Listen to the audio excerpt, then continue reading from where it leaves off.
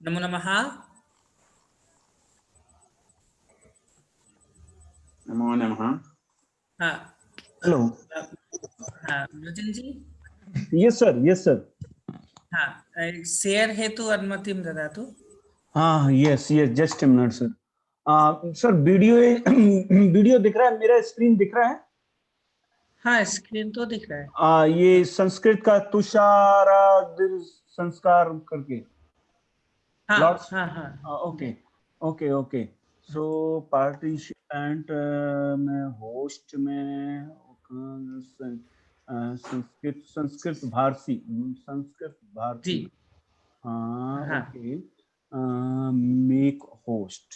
Yes yes oh, धन्यवाद धन्यवाद। Yes. Host नहीं भी बनाएंगे तो शेयर के लिए अनुमति दे देंगे तो भी चलेगा, नहीं, है अब ना? आज सर आप होस्ट हैं, यू आर द होस्ट। ना उसमें क्या है, कक्षा के समय बार बार लोग आते हैं तो सबको ऐड करना रहता नहीं, अब ऑटोमेटिक ऐड हो जाएगा सर। है। अच्छा ठीक है।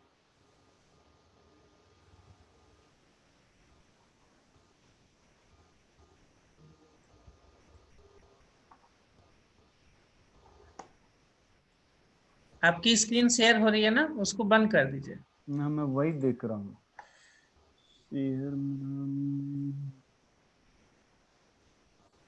आप कुछ शेयर कर दीजिएगा सर, मेरा बंद हो जाएगा अपने।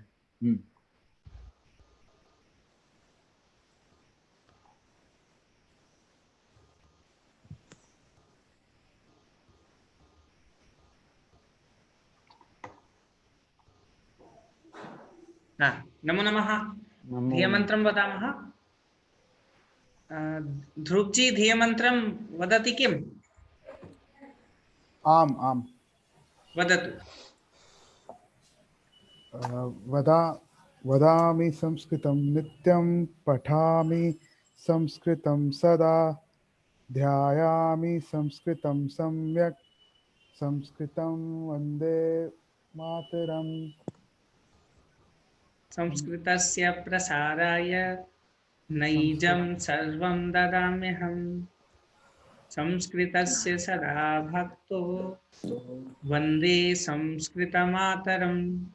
संस्कृतस्य कृते जीवन् संस्कृतस्य कृते यजन् आत्मानमाहुतं मन्ये वन्दे संस्कृतमातरम्। वन्दे संस्कृतमातरम्। तो विगत कक्षायां वयं मूल्यांकनं दृष्टवन्तः। अस्माकं मूल्यांकन अभ्यासः कुत्र कुत्र परिष्कारः, कुत्र कुत्र अस्माभिः इतोपि सम्यक् करणीयं, तस्य अवलोकनं वयं कृतवन्तः।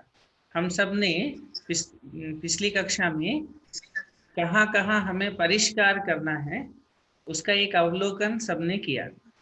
कुछ प्रश्न अभी बाकी भी हैं तो वो भी अभी हम लोग देखेंगे उसको, किंतु उससे पूर्व कुछ हम लोग अध्ययन भी करेंगे। तो ऐसे जो अवयव पद है, हमने प्रथम सत्र में भी अवयवों के विषय में कुछ बताया था, अवयव पदानी। हाँ, तो अभी हम लोग कुछ अवयवों को एक बार पुनः देखते हैं कैसे उनका प्रयोग होता है। तो अत्र संस्कृते विभक्ति लिंग वचन पुरुष अनुसारं सर्वेषां पदानां रूपं भिन्नं भिन्नं भवति। ये विषय समझ में आ रहा है क्या? विभक्ति, लिंग, पुरुष और वचन, इन सब के अनुसार सभी पदों का रूप अलग अलग भिन्नं भिन्नं भवति, ऐसा है। तो अब कैसे ऐसे अलग अलग होता है? तो हम लोग विभक्ति के का भी देखेंगे, लिंग का भी देखेंगे, पुरुष का भी देखेंगे, वचन का। तो ऐसे विभक्तयः कति सन्ति? सामान्यतया यदि प्रश्नः भवति तो विभक्तयः 7, लिंगाः त्रयः, पुल्लिंगः, स्त्रीलिंगः, नपुंसकलिंगः, पुरुषाः त्रयः, प्रथमपुरुषः, मध्यमपुरुषः, उत्तमपुरुषः, वचनत्रयं, वचनानि त्रीणि, एकवचनं, द्विवचनं, बहुवचनं। तो प्रत्येकम् अपि भिन्नं भिन्नं भवति। सभी क्या कैसे होते हैं? अलग अलग होते हैं ना। तो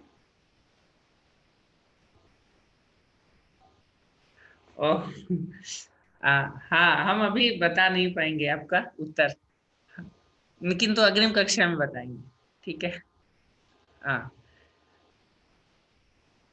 हाँ, वो सॉल्यूशन पे भी अभी करेंगे। पहले हम लोग इस जो विगत कक्षा से संबंधित कुछ चीजें पढ़ने के लिए आवश्यक है वो भी बता रहे हैं। फिर अंत में हम लोग जो शेष भाग बचा है उस पर भी चर्चा करेंगे। तो यथा विभक्ति अनुसारम राम शब्द से रूपाणि, तो कुत्रापि भवति रामः, कुत्रापि भवति रामेण, कुत्रापि रामस्य, अर्थात विभक्ति अनुसारं राम शब्दस्य भिन्नं भिन्नं रूपं भवति। रामः, रामेण, रामस्य भिन्नं भिन्नं रूपं भवति। तो रामः गच्छति, सीता रामेण सह गच्छति, रामस्य पिता दशरथः। तो एवं प्रकारेण अस्माकं राम शब्दस्य सप्त विभक्ति अनुसारं 21 रूपाणि भवन्ति। 21 रूप चलते। कैसे? राम शब्द के। तो ऐसे राम शब्द, देव शब्द, पुत्र शब्द, तो ये केऽपि शब्दाः सन्ति, तेषां 21 प्रकारकाणि रूपाणि चलन्ति। अतः अग्रे एकवारं पश्यामः।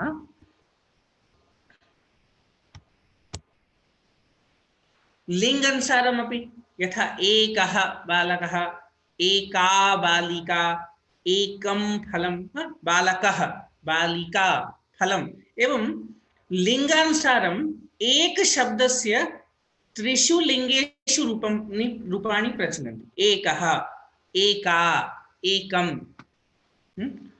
यदि 2 भवति तर्हि पुल्लिंगे 2, स्त्रीलिंगे 2, नपुंसकलिंगे 2। ये विगत सत्र में हमने ये पढ़ा है, तो फिर भी उनके विषय में एक बार बताते चल रहे हैं।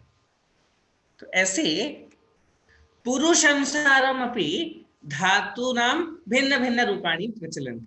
यथा पठ धातु अस्ति तर्हि प्रथम पुरुषस्य रूपं भिन्नं, मध्यम पुरुषस्य रूपं भिन्नं, उत्तम पुरुषस्य रूपं भिन्नं। पठति प्रथम पुरुषः एकवचनं, पठसि मध्यम पुरुषः द्विवचनं, पठामि उत्तम पुरुषः एकवचनं, पठसि अपि मध्यम पुरुषः एकवचनं। एवं एकवचनं तु अस्ति, किन्तु पुरुषभेदः अस्ति। अतः प्रथम पुरुषे पठति भवति, मध्यम पुरुषे पठति न पठसि भवति, उत्तम पुरुषे पठति न पठसि न पठामि भवति। अर्थात कुत्र पठति, कुत्र पठसि, कुत्र पठामि। विगत कक्षायां यदा अस्माकं मूल्यांकनं चलति स्म, मूल्यांकनं तस्मिन् समये केचन पृष्टवन्तः, महोदय पुरुषाणां विषये किञ्चित् भ्रमः अस्ति। पुरुषाः, प्रथमपुरुषः कः, मध्यमपुरुषः कः, उत्तमपुरुषः कः। तो भवतां यदि मनसि जिज्ञासा अस्ति चेत् अहं किञ्चित् पुरुषाणां विषये वदामि। अस्ति वा? पुरुषाणां विषये जिज्ञासा अस्ति किम्?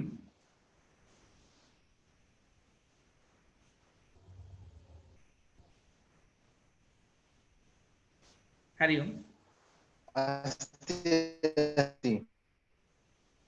यदि का जिज्ञासा अस्ति एकवारं वदति? पुरुष के विषय में कोई ऐसी जिज्ञासा?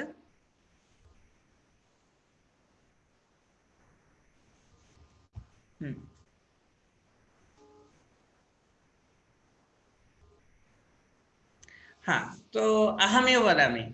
पुरुषाः त्रयः सन्ति, पञ्चपुरुषाः किमर्थं न सन्ति? दशपुरुषाः किमर्थं न? द्वौ किमर्थं न? प्रथमपुरुषः, उत्तमपुरुषः, या प्रथमपुरुषः, द्वितीयपुरुषः? हाँ, कोऽपि वदति वा? कारणं किम्?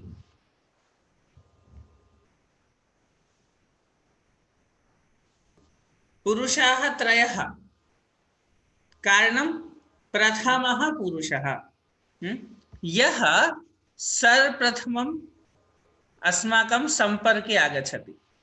त्वं किं भवति? त्वं प्रथमपुरुषः वा मध्यमपुरुषः वा उत्तमपुरुषः? मध्यमपुरुषः। किमर्थं मध्यमपुरुषः? उत्तमपुरुषः किमर्थं न? अहमेव अस्मि, कोऽपि उत्तमः नास्ति। अहमेव उत्तमः अस्मि। अस्तु, तो उत्तमः सर्वदा अहम् एव। एक पुरुष विषये अहं किञ्चित् एकं प्रसङ्गं वदामि। लघु प्रसङ्गः। पुरुषः, तो प्रश्नः भवति, महिला किमर्थं न? प्रथमः पुरुषः तो प्रथमा महिला किमर्थं न? ऐसा मन में प्रश्न नहीं आया क्या? यदि संस्कृत में पुरुष 3 है तो महिला भी 3 हो सकते थे, ऐसा हो सकता है? उसके लिए लिंग तो है गुरुजी। वो तो पुल्लिंग में भी है, तो फिर पुरुष में क्यों? संस्कृत में 3 पुरुष है तो वो 3 महिला क्यों नहीं है? प्रश्न नहीं आता मन में।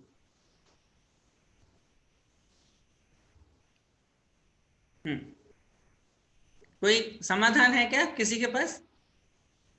हम ये वो बोलते हैं महोदय। हाँ, 3 पुरुष का मतलब कौन कौन से पुरुष?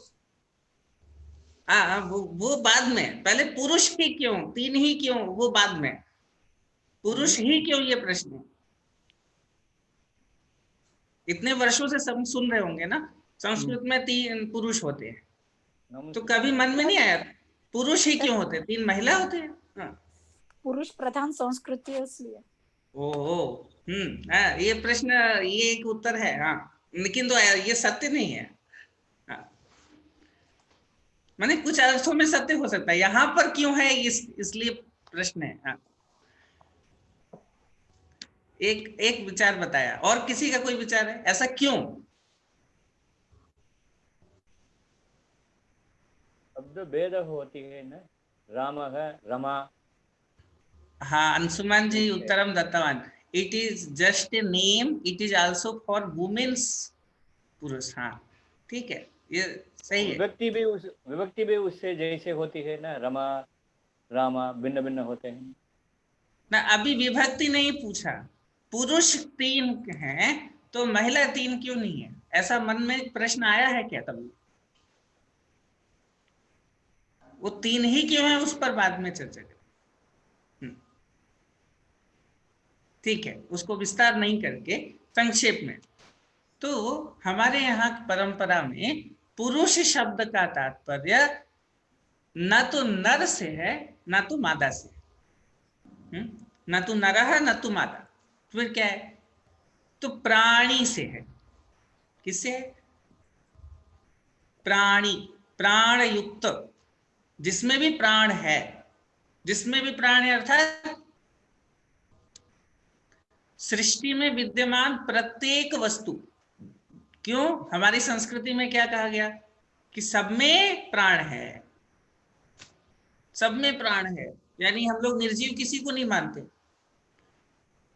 वो इंग्लिश में बोलते हैं ना, ही सी और इट, ऐसा।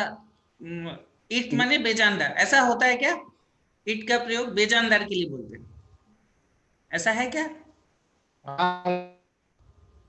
हाँ हाँ, किंतु संस्कृत में कोई बेजानदार नहीं है, सब जानदार है। अर्थात सब में प्राण है, ऐसा संस्कृत मानती है। सब में प्राण, यानी पत्थर में भी प्राण है, अब वो ऊर्जा के रूप में हो या जो भी मानते हैं। तो ऐसे पुरुष अर्थात प्राणी, जिसमें प्राण है। ठीक है ना? तो एक शब्द सुना होगा सबने, पुरुषोत्तम, सुना है क्या? सुना है। हाँ पुरुषोत्तम राम। हाँ, पुरुषोत्तम। ऐसा क्यों? महिलाओं में उत्तम ऐसा बोल सकते थे ना, पुरुषोत्तम तो भगवान के लिए कहते हैं। हाँ। तो ऐसा पुरुषोत्तम क्यों? तो प्राणियों में जो श्रेष्ठ है, पुरुषों में जो उत्तम है, यानी पुरुषों में उत्तम अर्थात नरों में उत्तम है ऐसा नहीं, सभी प्राणियों अर्थात अर्थ का संकुचन हो गया, प्राचीन अर्थ का संकुचन हो गया। ठीक है? अर्थ संकुचन, अर्थ संकुचन समझते हैं सब? नहीं नहीं, मैं समझ नहीं। एक शब्द है स्वयं एवं मृगेंद्रता, सुना है क्या सबने? नहीं।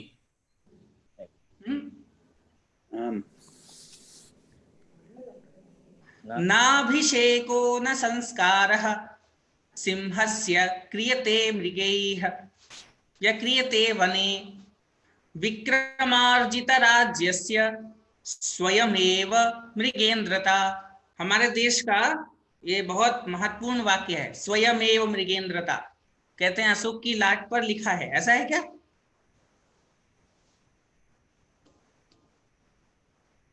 स्तंभ पर लिखा है स्वयमेव मृगेंद्रता। तो वहां एक शब्द है मृगेंद्रता, इसका तात्पर्य क्या हो सकता है?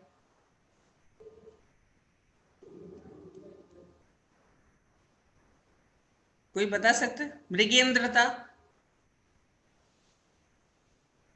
एक मृग होता है, वो उसका नाम भी सुगंध होता है। मृगम अर्थात जानवर। हाँ, मृग अर्थात हिरण होता है या जानवर होता है? वो हिरन, बहुत। हिरन। बहुत। हाँ हिरण सर, जानवर भी। हाँ, तो मृग जानवर, शब्द का हिरन, जो बहुत। व्यापक अर्थ है ना, व्यापक अर्थम, मृग शब्द से व्यापक अर्थम क्या है? वो पशु है।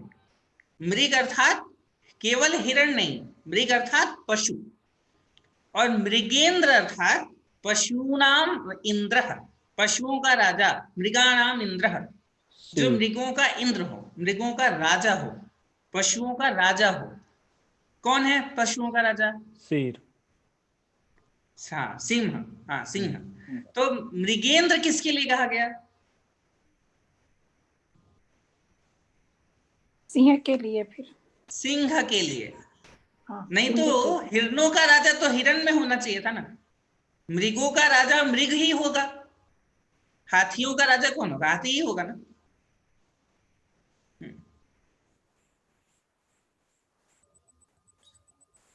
We could not do class last समय as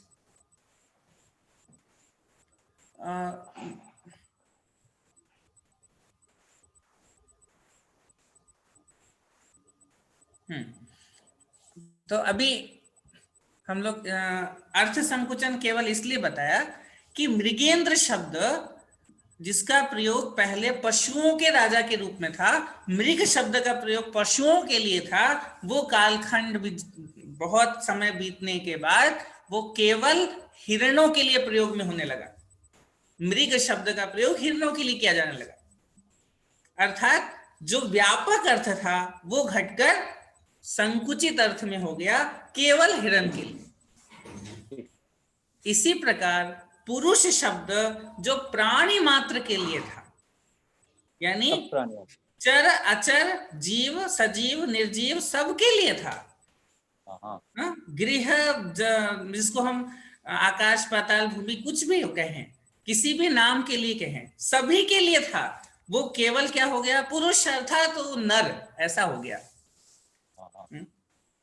तो ठीक है, तो इस प्रकार पुरुष अर्थात प्राण युक्त, जिसमें सर प्राणी जैसे इस मादा के लिए शब्द है, जैसे वो मादा के लिए शब्द है महिला, तो फिर इस नर के लिए क्या शब्द है, मतलब संस्कृत में जो पार्टिकुलर शब्द जो हो नर के लिए? नर तो संस्कृत का ही शब्द है ना। नहीं, जैसे वो महिला है, मतलब हम मादा के लिए महिला हम मतलब इस्तेमाल करते हैं, तो इसीलिए नर के लिए हम मतलब क्या इस्तेमाल करते हैं, जैसे मतलब नहीं, महिला शब्द है संस्कृत में, वो उसके लिए वो प्रश्न नहीं है जी। ये मतलब अगर हम मेल वर्ड के लिए यूज करना चाहेंगे संस्कृत में, तो वो हम क्या वर्ड यूज करेंगे फिर मेल के लिए? नर, नर का प्रयोग करते हैं, नर नर नरह, नरी है, नर कहते हैं ना, नर नर और मादा बोलते हैं ना। जी जी जी, अच्छा। मेल फीमेल के लिए नर और मादा शब्द है संस्कृत में।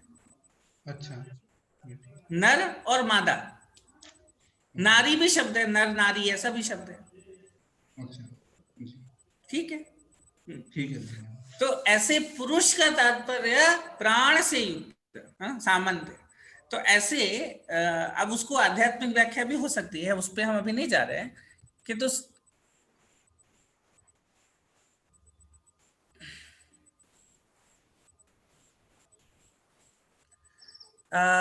जो संचालन कर रहे हैं ना,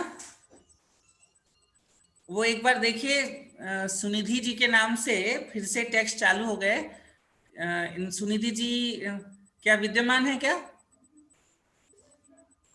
यदि विद्यमान नहीं है तो उनको समूह से वो उनका हटा दीजिए, नहीं तो वो पूरा फिर क्लास डिस्टर्ब करेंगे। हरिओम। हरिओम, देख रहा हूँ मैं उधर। यस, हाँ, देख रहा हूँ, क्योंकि वो पिछले सत्र में भी डिस्टर्ब किया था। हाँ गुरुजी, अगर आप संक्षेप में, अभी आप बोल रहे थे कि इसकी आध्यात्मिक वो व्याख्या हो सकती है, अगर संक्षेप में आप थोड़ा इस पर रोशनी डालें, इसकी व्याख्या कीजिए, आध्यात्मिक जो इसकी व्याख्या है। किसकी आध्यात्मिक व्याख्या? इसकी पुरुष की, आप जो भी बोल रहे थे कि इसकी आध्यात्मिक वो व्याख्या हो सकती है। नहीं, अत्याधुनिक हमने शब्द नहीं, अत्याधुनिक शब्द प्रयोग नहीं किया। नहीं, अत्याधुनिक नहीं, वो आध्यात्मिक व्याख्या। नहीं, आध्यात्मिक का भाव यह है कि संस्कृत कहीं ना कहीं अध्यात्म से जुड़ी हुई है। जी जी। और जब हमने कहा पुरुषोत्तम, पुरुषोत्तम तो ईश्वर के लिए प्रयोग हुआ, जो पुरुषों में उत्तम है ना, ऐसा ईश्वर के लिए प्रयोग करते हैं हम, चाहे वो राम हो, चाहे गीता में चाहे भगवान कृष्ण हो, हमने पुरुषोत्तम उनको कहा। तो अब पुरुषोत्तम कहा तो वो के भाई ईश्वर हैं, तो ईश्वर का क्या हुआ, तो ईश्वर के सारे जितने भी प्राणी हैं वो सभी पुरुष हो गए। अब जब सब पुरुष हो गए तो प्रश्न आया कि एक ही पुरुष होना चाहिए था, प्रथम पुरुष, सभी प्राणी हो गए ना, तो एक ही पुरुष है, प्रथम पुरुष है बस। अब तो दूसरे पुरुष की आवश्यकता नहीं है, सभी प्राणी है।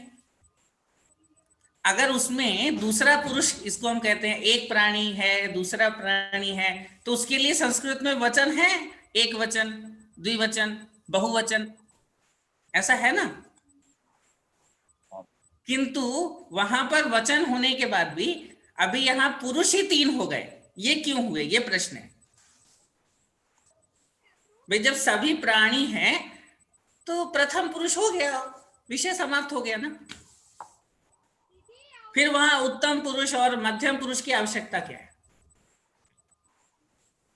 या ईश्वर की दृष्टि में सब पुरुष हैं, लेकिन एक पुरुष की दृष्टि में दूसरे लोग फिर क्या आएंगे, जो दूसरी जो जो पुरुष हैं उन्हें फिर इसलिए फिर उसके लिए वो आया फिर मतलब द्वितीय हाँ पुरुष। हाँ, तो इसलिए अभी कि- यहाँ पर वो किस प्रकार आया ये प्रश्न था।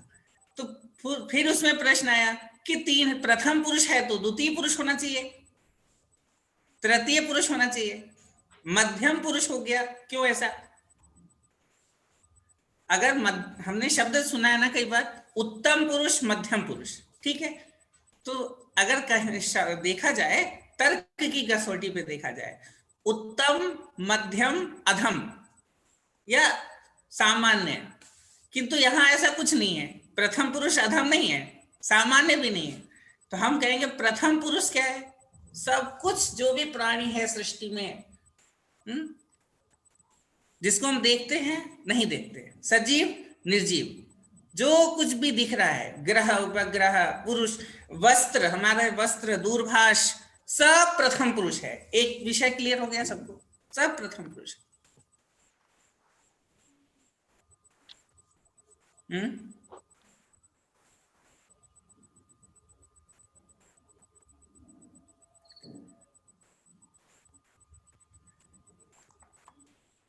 जी सर। ये हमने अंशु आपसे कहा था, ब्रजेन जी से, हमें इनके परिवार से कोई समस्या नहीं है। आप देखिए मैसेज आ रहे हैं, तो एक बार ब्रजेन जी। महोदय मैं कर रहा हूँ, लेकिन इनको मैं अभी क्विट नहीं कर सकता हूँ यहाँ से। वो आपने हमको दे दिया है ना। हाँ, मैं क्विट इनको किसी नहीं के कर परिवार से हमें क्यों ऐसा रहेगा?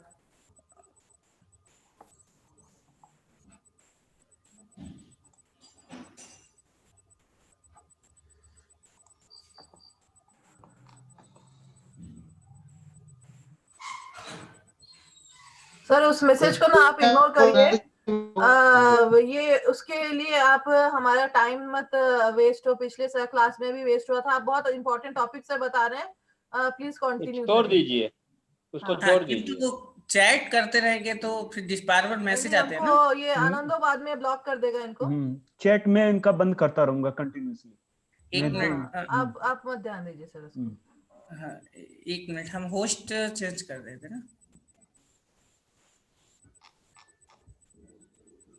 हाँ, ब्रजेन जी आपको होस्ट कर दिया है, हम अपना शेयर कर रहे हैं।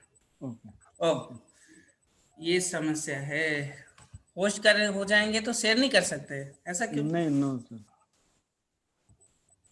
सर अभी उनको आप इग्नोर गुरुजी कर दीजिए। परमिशन दे देंगे शेयर करने की। अगर आप उस पर क्लिक करेंगे शेयर स्क्रीन पे, तो वहां आता है कि मल्टीपल पार्टिसिपेंट्स कैन शेयर, फिर आप शेयर कर सकते हैं बिना होस्ट बने हुए। देखता हूँ मैं।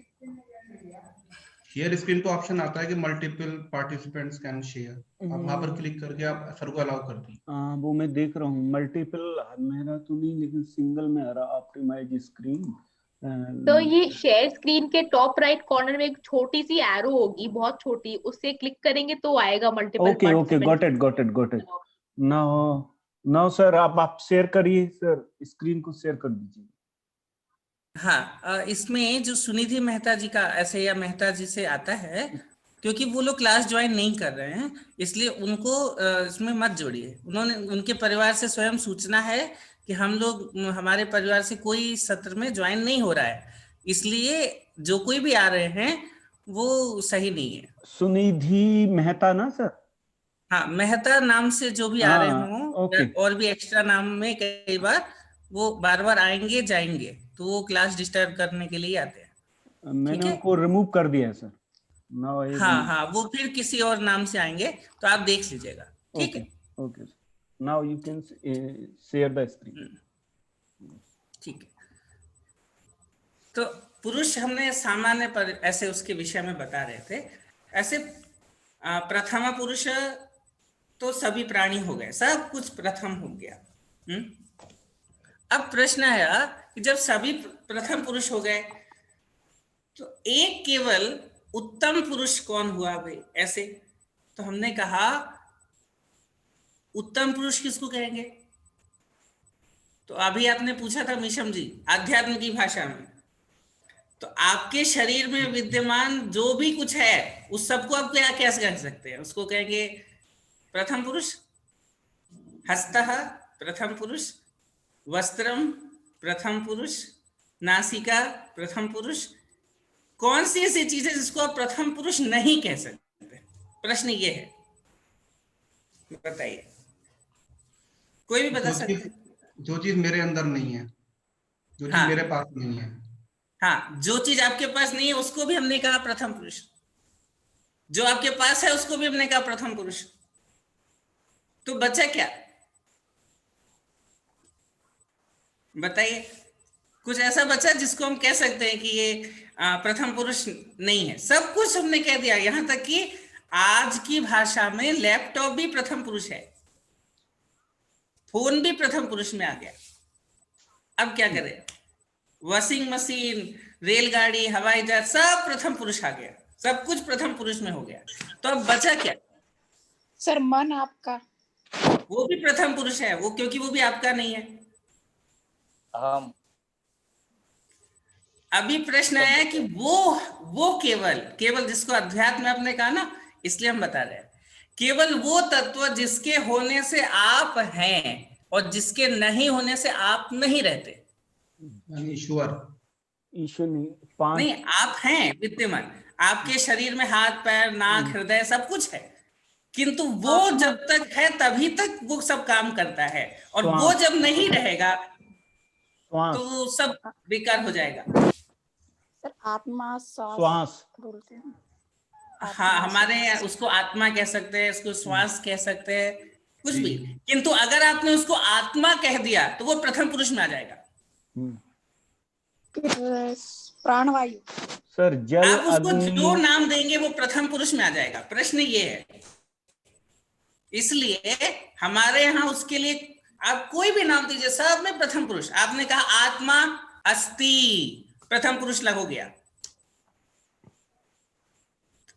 तो हमारे यहाँ कहा गया केवल एक ही शब्द है जिसके लिए हम उत्तम कह सकते हैं कि वो तत्व वो है, एक ही शब्द है, और बाकी सारे शब्द प्रथम पुरुष के हैं। यानी कितने शब्द हैं, तो ज्यादा तो हमें जानकारी नहीं है कितने शब्द हैं इस संस्कृत भाषा में, कितने शब्द। अहम केवल अहम शब्द है, अहम। हाँ, अहम सर। हाँ, तो संस्कृत भाषा में हमें जानकारी ज्यादा नहीं है कितने शब्द हैं, किंतु जी न्यूज ने सुधीर चौधरी जी एक है, उन्होंने कुछ वर्ष पहले एक डीएनए निकाला था। डीएनए आता है उनका प्रतिदिन, उसमें आप लोग यूट्यूब पर देख सकते हैं। वो वीडियो का शीर्षक है संस्कृत की महिमा अपरंपार है, ऐसा करके उन्होंने कुछ फैक्ट्स रखे, पॉइंट्स रखे। वहां पर उन्होंने लगभग 102 अरब 78 करोड़ ऐसे कुछ शब्द बताए कि इतने शब्द हैं संस्कृत में। अब वो कहाँ से लाए हैं आंकड़े हमें नहीं पता, किंतु उन्होंने जो भी शब्द बताए, तो अब इतने सारे शब्द हैं, किंतु उत्तम पुरुष के लिए केवल एक ही शब्द हमारे यहाँ माना गया, और वो शब्द है अहम। ठीक है, यानी सभी शब्दों के लिए जो शब्द भविष्य में प्रयोग होंगे उनके लिए भी हम प्रथम पुरुष ही कर्ता मानते हैं, प्रथम पुरुष ही है। किंतु अहम एक ऐसा शब्द है जिसके लिए हम कहते हैं नहीं ये उत्तम है। और वो अहम किसके लिए प्रयोग होता है बताइए? केवल उस एक तत्व के लिए जिससे ये आपका शरीर है। मैं, अब आप उसको हाथ कहेंगे, हृदय कहेंगे, जैसे आपने हृदय कह दिया तो प्रथम पुरुष हो गया, आप उसको और कुछ कह ही नहीं सकते। ठीक है, इसलिए हमने कहा यहाँ अध्यात्म भी जुड़ा हुआ है, ये हमने ऐसा बताया आपको। तो उत्तम पुरुष केवल एक शब्द है, अहम।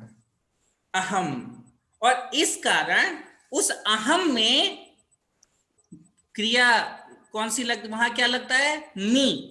अहम पठामि, अहम वदामि, और बाकी सब में ती लगता है। सह गच्छति, सह पठति, बालकः खादति, माता वदति, सब में ती लगेगा, किंतु अहम में मी लगेगा।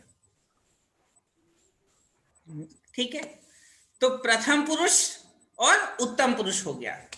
अब प्रश्न आया कि सब हो गया, विषय समाप्त है ना, अब ये मध्यम पुरुष की क्या आवश्यकता है? कोई बताएंगे क्या ऐसा मध्यम पुरुष की आवश्यकता क्या है?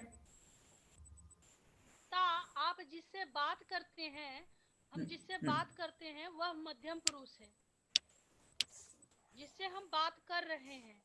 हाँ हाँ, अभी अंशुमन जी ने एक प्रश्न पूछा, अच्छा आपने पूछा है, अहम, अब आत्मा को आप कहे मान लीजिए, उसको मान लीजिए, बस इतना ही है, लेकिन उसको आप कहेंगे नहीं। जैसे आप कहेंगे आत्मा ना, आपने उसको कुछ भी नाम दे दिया, जैसे आपने नाम दिया, क्योंकि नाम तो आप दे रहे हैं ना, ईश्वर ने थोड़ी ना नाम दिया है।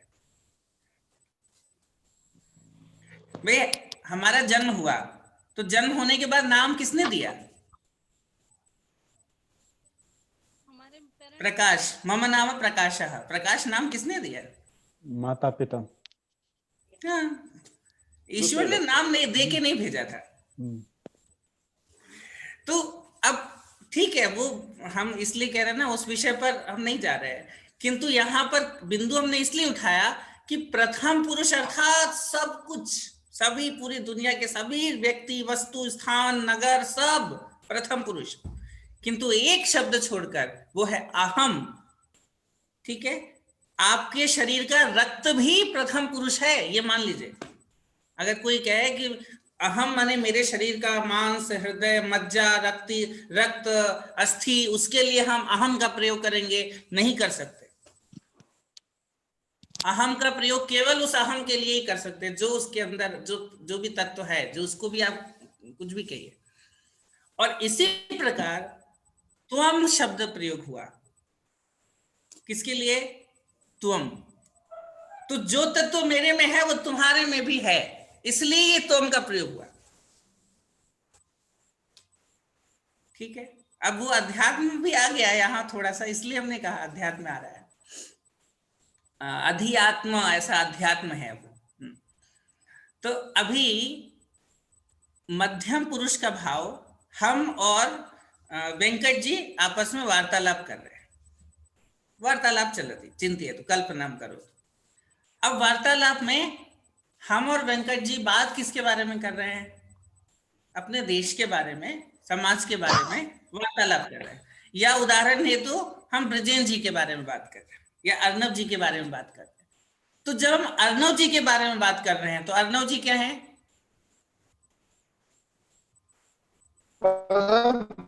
प्रथम पुरुष। प्रथम पुरुष। हाँ, क्यों हम उनके बारे में बात कर रहे हैं? हम जिसके भी बारे में बात करेंगे वो सब प्रथम पुरुष है। यहां तक कि हम वेंकट महोदय से उनके घर के बारे में, उनके परिवार के बारे में, उनके स्वास्थ्य के बारे में, उनके शरीर के बारे में, उनके वस्त्र के बारे में, उनके चिंतन के बारे में भी बात करेंगे, वो भी प्रथम पुरुष ही होगा। ठीक है, किंतु हम बात किससे कर रहे हैं? है ना, हम जिससे बात कर रहे हैं वो थोड़ी देर के लिए हमारा क्या है? मध्यम है। क्योंकि थोड़ी देर के बाद हम वेंकट जी को छोड़कर हम लक्ष्मण जी से बात करने लग गए, तो अब वेंकट जी हमारे लिए प्रथम के प्रथम हो गए और लक्ष्मण जी क्या बन गए? मध्यम। मध्यम। अब हम लक्ष्मण जी से बात कर रहे हैं, उनके बारे में भी, पूरे विश्व के बारे में भी, और वो सब प्रथम पुरुष है। अब हमने लक्ष्मण जी से बात करनी शुरू की और अपने बारे में बात की। अपने बारे में अर्थात अपने शरीर के बारे में, अपने स्वास्थ्य के बारे में, अपने घर परिवार के बारे में, तो प्रथम हो गया। प्रथम। किंतु जैसे हमने केवल अहम के बारे में बात की तो उत्तम हो गया। अर्थात एकमात्र शब्द है अहम, जो उत्तम पुरुष के हेतु प्रयोग होता है। एकमात्र शब्द है त्वम, जो मध्यम पुरुष के लिए प्रयोग में होता है, प्रयोग आता है। केवल और उसके अतिरिक्त विश्व के सभी शब्द किसके लिए प्रयोग में आते हैं? प्रथम पुरुष। प्रथम पुरुष, यानी सभी प्राणी प्रथम पुरुष। और इस कारण सब में ती ही लगता है। गच्छति वर्तमान काल में सब में ती लगता है। तो अगर कोई कहे संस्कृत हमें शॉर्ट में सीखनी है तो 3 फॉर्मूले याद हो जाएंगे। एक ये बहुत सरल फॉर्मूला है, क्या? ती, सी, मी। आप लोग उसको नोट कर सकते हैं, यहां भी लिख सकते। ती, सी, मी। ती, सी, मी का प्रयोग करके आप प्रतिदिन संस्कृत के सैकड़ों वाक्य बोल सकते हैं। किम चलती, कुत्र गच्छति, सब में लगेगा ती, किंतु अहम आ गया तो लगेगा मी, और त्वम आ गया तो लगेगा सी। इतना आ जाए तो आप ग्रंथ बहुत सारे स्वयं पढ़ने में आपकी रुचि जग जाएगी। ढूंढिए कहाँ ती लगा हुआ है। कोई गीता, कोई भी शास्त्र सामने रख लीजिए और उसमें ढूंढिए ती कहाँ लगा हुआ है, सी कहाँ लगा हुआ है, मी कहाँ लगा हुआ है। विद्या ददाति विनयम, विद्या विनयम ददाति, विद्या ददाति। प्रथम पुरुष, विद्या शब्द प्रथम पुरुष, ददाति। विनयात् याति पात्रताम, पात्रत्वात् धनम आपनोति। तो ऐसे सब में ती लग रहा है, और मध्यम पुरुष में सी लग रहा है, उत्तम पुरुष में मी लग रहा है। ये क्यों हमने बताया? क्योंकि पुरुष के भेद 3 होते हैं। अब इसके अतिरिक्त कोई भेद नहीं बचा, इसलिए चतुर्थ भेद नहीं हुआ। नहीं तो चतुर्थ भेद भी होता, पंचम भेद भी होता, इसके अतिरिक्त कुछ बचा ही नहीं। ये धारणा संस्कृत की है, ये किसी पर हम लोग कह नहीं रहे कि यही धारणा सब सही है, किंतु ये संस्कृत की मान्यता है। ठीक, अभी इस विषय में किसी को प्रश्न है क्या?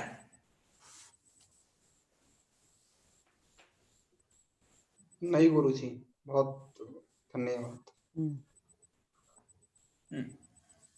क्या चैट में? हाँ नहीं है सर, कुछ नहीं। हाँ हाँ, ग्लानिर्भवति, बहुत समय, हाँ सही है ना। ढूंढिए, ग्लानि ही भवति, ग्लानि शब्द प्रथम पुरुष में हो गया, किंतु वहां पर क्या है? धर्मस्य ग्लानि ही भवति, ये वाक्य है। यदा यदा धर्मस्य ग्लानि ही भवति, ग्लानि माने हानि, किसकी हानि? धर्मस्य हानि ही भवति, ये है वहां पर। और आगे कहा है सृजामि अहम। पूरा श्लोक ध्यान है। परित्राणाय साधूनां विनाशाय च दुष्कृतां धर्म संस्थापनार्थाय संभवामि। संभवामि कौन, किसके लिए? अहम, युगे युगे संभवामि। तो यहाँ संभवामि किसके लिए है? अहम के लिए, यानी वो स्वयं कह रहे हैं अहम संभवामि। तो ये हमने इसलिए बताया, पुरुष 3 होते हैं, महिला 3 यहाँ पर प्रयोग हमारे यहाँ इसीलिए नहीं हुआ क्योंकि पुरुष का प्रयोग प्राणी मात्र के लिए किया गया। और इतना ही नहीं, वेदों में तो विराट पुरुष की कल्पना की गई कि सृष्टि का आरंभ उस विराट पुरुष से हुआ, और बाकी सारे ये सब पुरुष क्या है? प्राणी। तो अभी पुरुष का विषय हो गया है, यहाँ हम लोग आगे इसको बढ़ेंगे।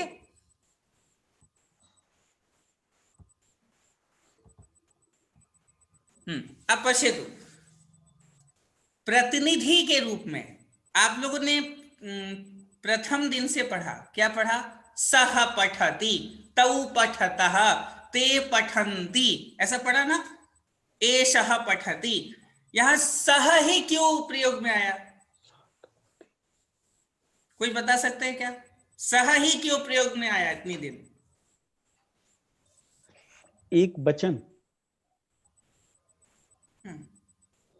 ये जो स है ये दूसरे को बोधक देता है, मतलब दूसरे के लिए बताता है, इसलिए हाँ। स का प्रयोग हुआ है। हाँ, अभी उदाहरण हेतु अभी सीमा सतपाल जी है, तो हम इनसे इनका नाम ले लेके बोलेंगे बार बार, जैसे सीमा महोदया आगच्छतु, सीमा महोदया उपविशतु, सीमा महोदया गच्छतु, सीमा महोदया आगच्छति, सीमा महोदया वदति, सीमा महोदया चलति, सीमा महोदया पठति। हम ये दिन भर ऐसे बार बार बोले ना, तो कुछ देर बाद क्या होगा, लोग कहेंगे ये लग रहा है मूड हो गए, यानी इनकी बुद्धि चली गई है, दिन भर ऐसे ही बोल रहे। अर्थात हमें उनसे बात भी करनी है तो बार बार उनका नाम लेके नहीं बात करनी है, तो हम क्या कहेंगे, उस नाम के स्थान पर सर्वनाम का प्रयोग करेंगे, करेंगे ना। सीमा जी एक बार बोलेंगे, या रमा जी एक बार बोलेंगे, या मीशम जी एक बार बोलेंगे, किंतु ब्रजेन जी एक बार बोलेंगे या 2 बार बोलेंगे। उसके बाद क्या करेंगे, हम वहां बार बार सर्वनाम का प्रयोग करेंगे। ठीक है। अर्थात सर्वनाम क्या है, इतने जो अरबों संज्ञाएं हैं, जितने भी हमारे जीव जंतु पशु पक्षी जिनके भी नाम हैं विश्व में, जितनी भी संज्ञाएं हैं, उन सबका प्रतिनिधि रूप में ये सर्वनाम है। तो जैसे संज्ञा के लिए क्रिया लगेगी वैसे ही सर्वनाम के लिए लगेगी। तो हम इतनी संज्ञाओं को तो लिख नहीं सकते। अगर हमको सभी संज्ञाओं का नाम लिखना पड़े यहाँ पर, तो हम क्या सभी लोग मिलके भी नहीं लिख सकते? लिख लेंगे।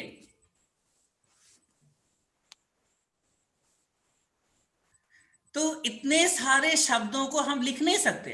रामः, सुरेशः, दिनेशः, महेशः, विष्णु सहस्त्र नाम में 1 सहस्त्र नाम है। दुर्गा सप्तशती में 700 नाम है।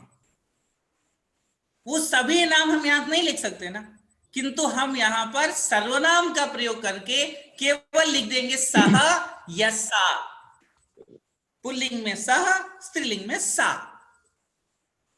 तो जैसे हमने सह या सा लिखा, हमें क्या समझ में आ गया, दुर्गा, कुछ भी स्त्रीलिंग में कोई भी नाम, माया, ममता, महिमा, लता, तो ये जो सर्वनाम है ये संज्ञा का प्रतिनिधि है।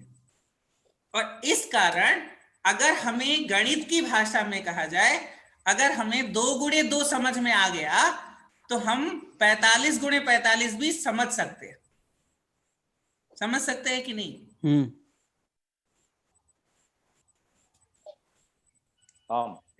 बताइए। आम।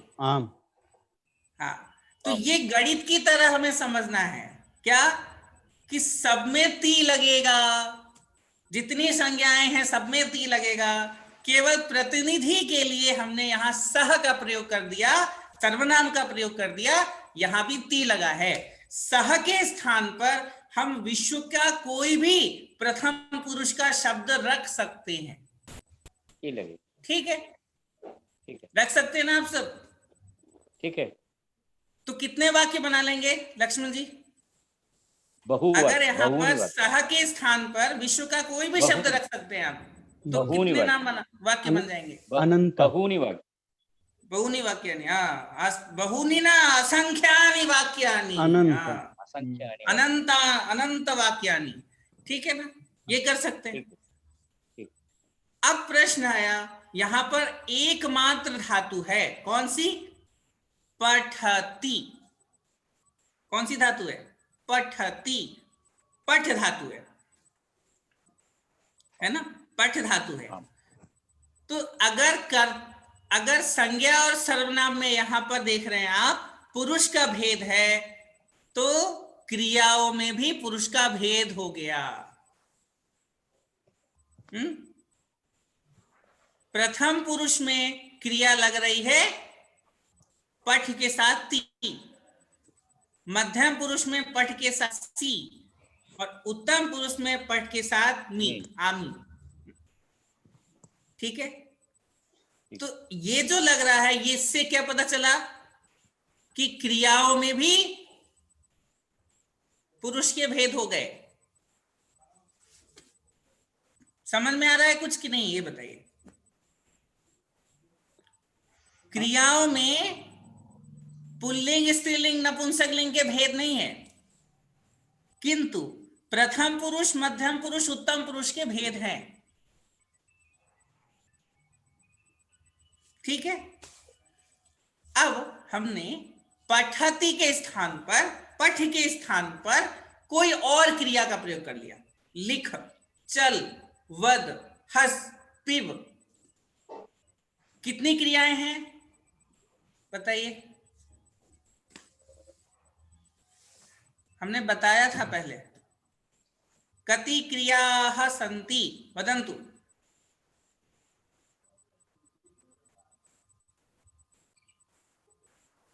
संस्कृत में कितनी क्रियाएं हैं?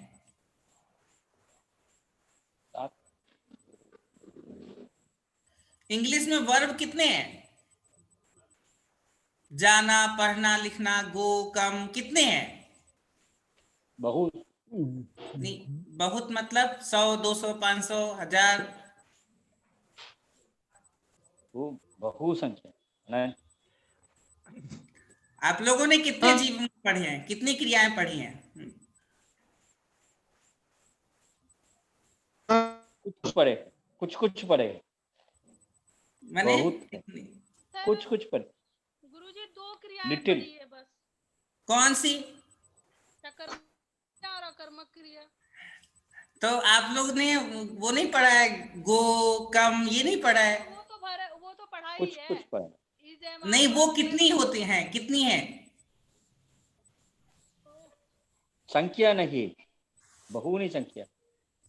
ठीक है, आप लोग विचार करिएगा कितनी है, किंतु संस्कृत में तो लगभग 2, हाँ, संस्कृत में लगभग 2000 क्रियाएं हैं।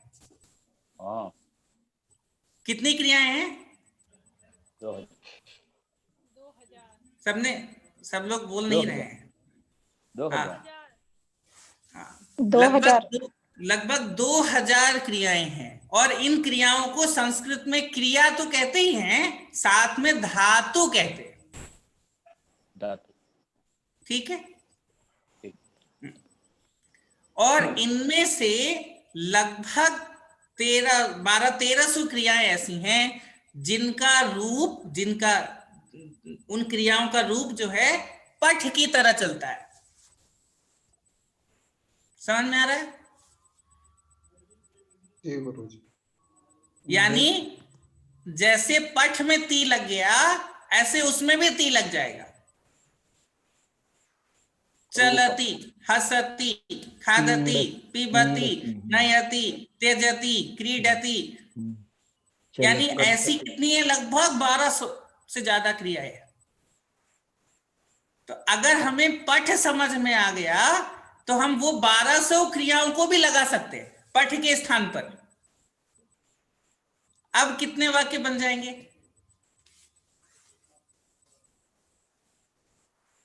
1200 के लगभग।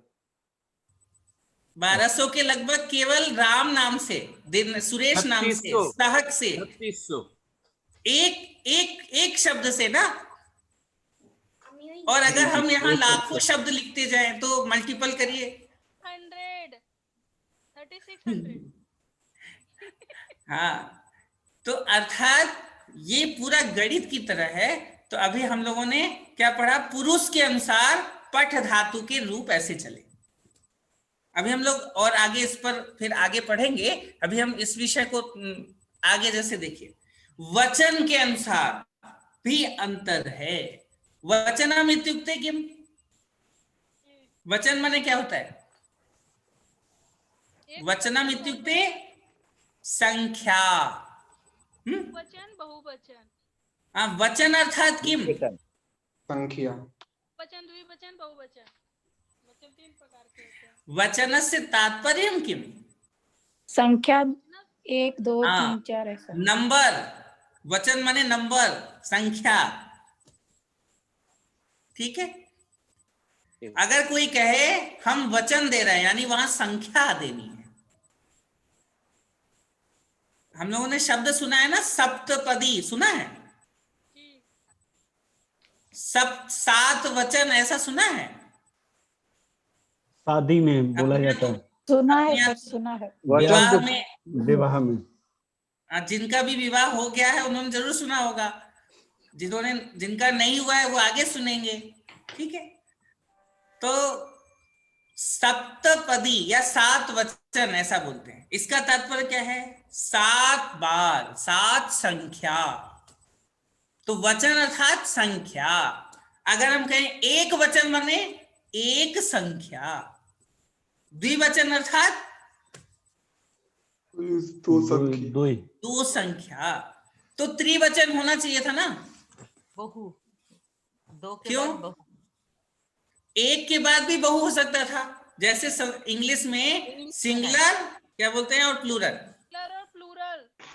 हाँ, तो संस्कृत में क्यों है ऐसा? एक वचन और बहुवचन सीधे हो जाता, द्विवचन की क्या, द्विवचन का प्रयोग क्यों हुआ? इसलिए क्योंकि संस्कृत में 3 पुरुष हैं, प्रथम पुरुष, उत्तम पुरुष और मध्य। तो पुरुष से वचन का क्या संबंध है? पुरुष 3 होते ठीक है, वचन 2 हो जाते तो हमारे पास मेहनत बच जाती। अभी हमें 9 रूप पढ़ने पड़ते हैं। प्रथम पुरुष के एक वचन, मध्यम पुरुष के एक वचन, उत्तम पुरुष के एक वचन, 3 हो गए। ऐसे द्विवचन 3 हो गए, बहुवचन 3 हो गए। हमें 9 रूप पढ़ने पड़ते हैं। अगर द्विवचन ही हट जाता तो हमें केवल 6 रूप पढ़ने पड़ते। पर ये भाषा को खूबसूरत बनाता है और लागू नहीं होता और मोर मैथमेटिकल। इसमें जो एम्बिग्यूटी होती है उसको खत्म कर देता है। हाँ, अगर हम एक वचन और बहुवचन केवल रख देते संस्कृत में, द्विवचन की क्या आवश्यकता थी बताइए? ये संस्कृत की खूबसूरती है संस्कृत। तो अगर एक वचन है, द्विवचन है, तो त्रिवचन क्यों नहीं है? चतुर्वचन क्यों नहीं है? पंचवचन क्यों नहीं है? वो तो बहुवचन में चल जाती है ना। नहीं, वही तो, त्रिवचन के बाद बहुवचन हो जाता। केवल सभी लैंग्वेज में ओनली एक वचन और बहुवचन होती है, संस्कृत में द्विवचन होती है। वो क्यों? अरबिक में भी 2 वचन होता है, एक वचन, 2 वचन, 3 वचन। अरबी में भी किसमें मिश्रम जी बताइए, किसमें? अरबिक लैंग्वेज में। हाँ, उसमें भी होता है। अभी और भी कुछ होंगे जिनमें होता होगा, अब हमें अधिक जानकारी उस विषय की है नहीं, लेकिन हम बता रहे हैं। तो ऐसा संस्कृत में 3 होते हैं, एक वचन, द्विवचन और बहुवचन। तो एक वचन और बहुवचन से हमारा कार्य चल सकता था। तो कोई बताएंगे क्या इस विषय पे, क्यों ऐसा नहीं कार्य नहीं चलाया हमने?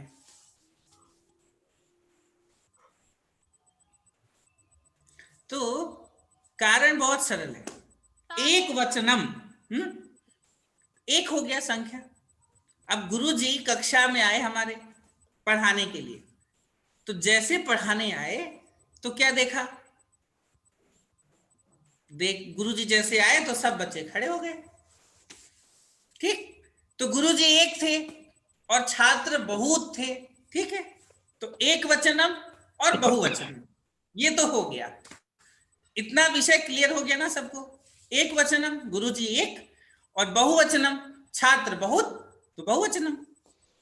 किंतु गुरुजी को पता चला, क्या पता चला?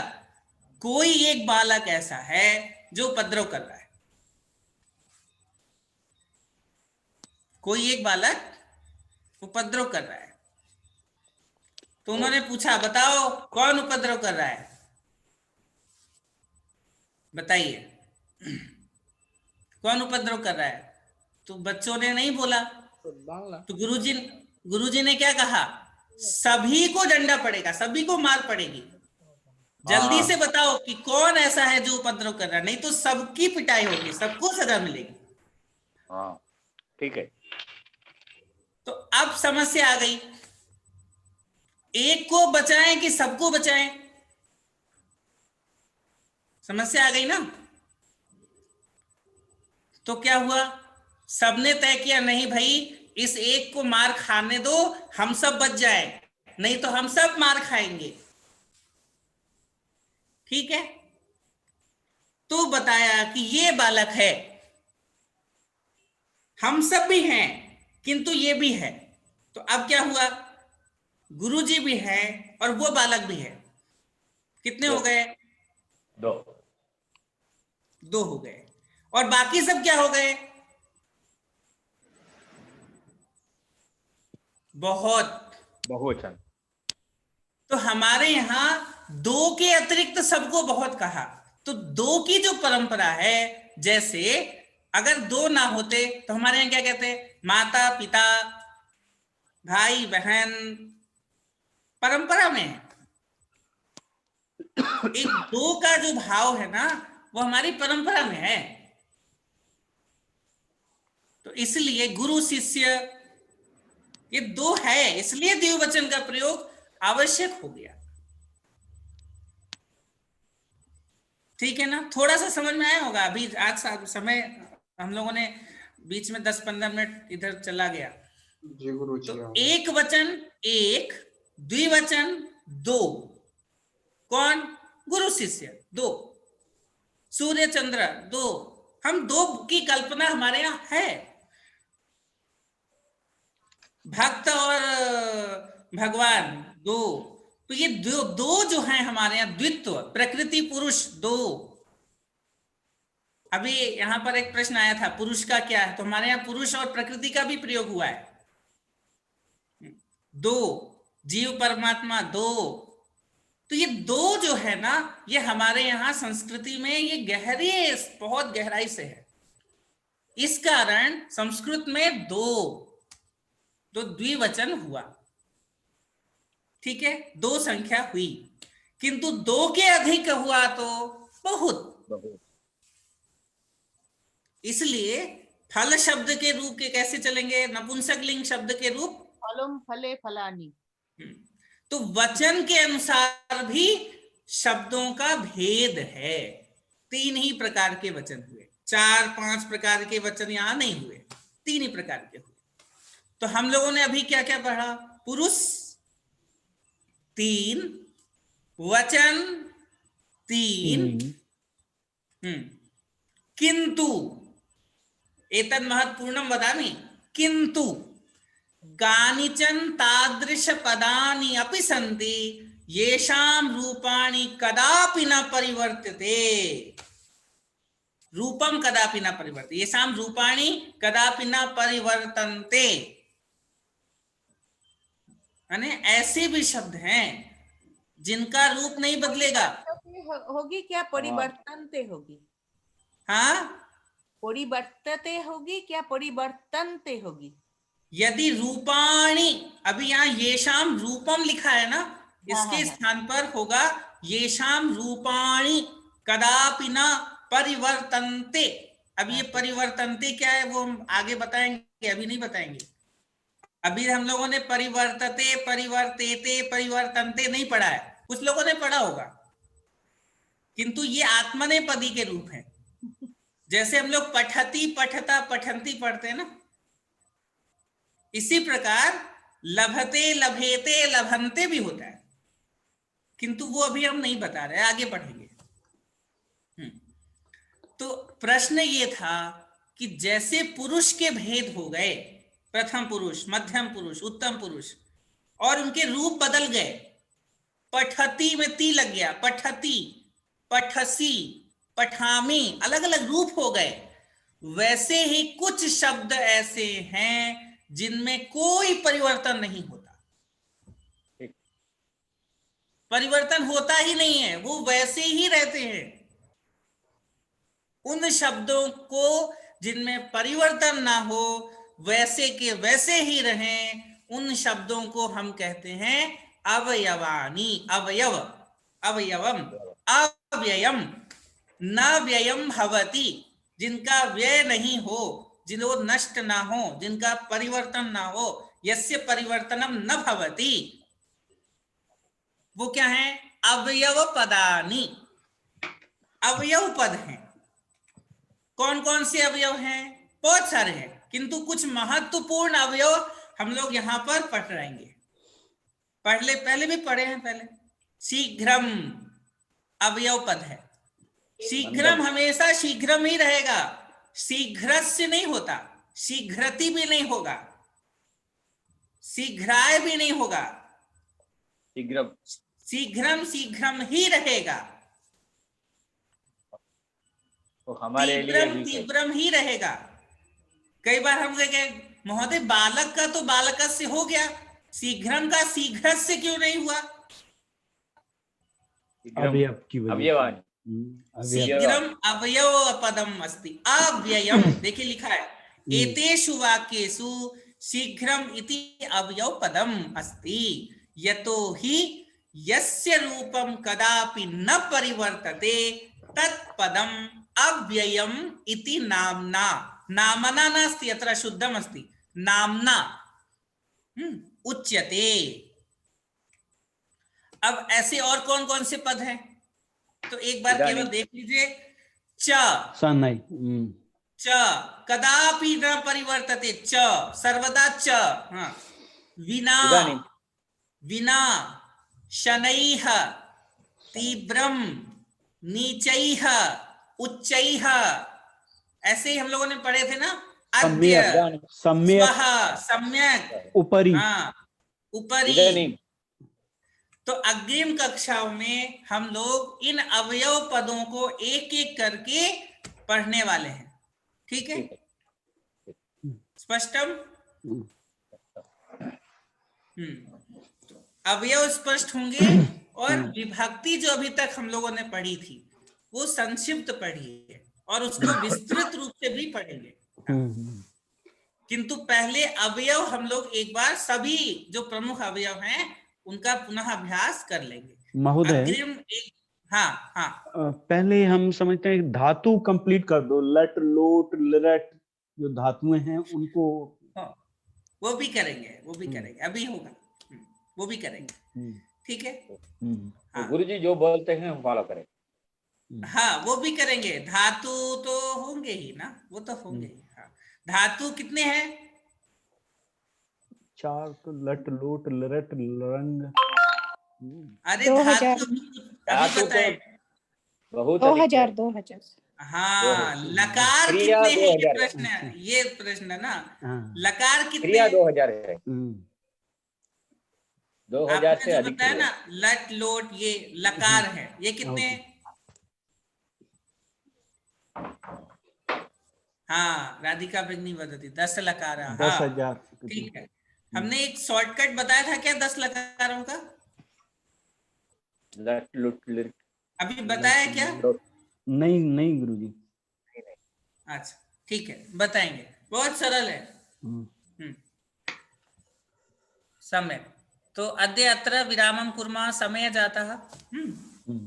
अग्रिम कक्षायां पुनः अवयवानां विषये विस्तृत परिचयं करिष्यामः। सम्यक् अस्ति? सारिका भगिनी शांति मंत्रं वदिष्यति। सारिका जैन। अच्छा लगा, हम ऐसे ही सीखते रहे, ये जो हमें इंटरेस्टिंग जो कॉन्सेप्ट्स पता चलते हैं। बहुत धन्यवाद। हाँ, सम्यक्, उत्तमम्। सारिका भगिनी वदतु शांति मंत्रम्।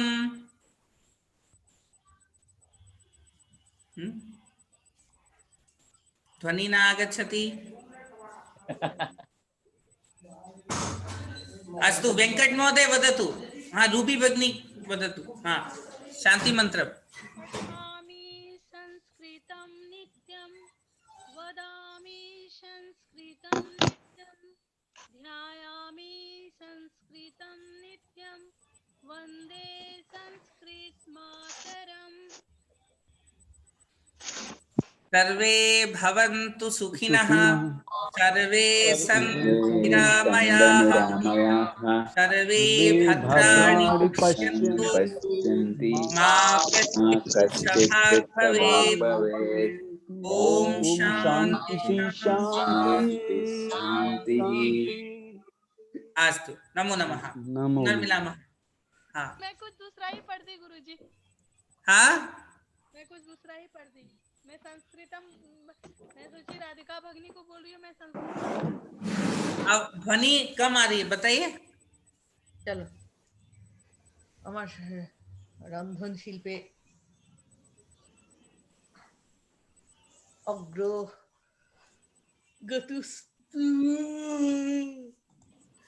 ठीक है, ध्वनि साफ नहीं आ रही थी। हाँ,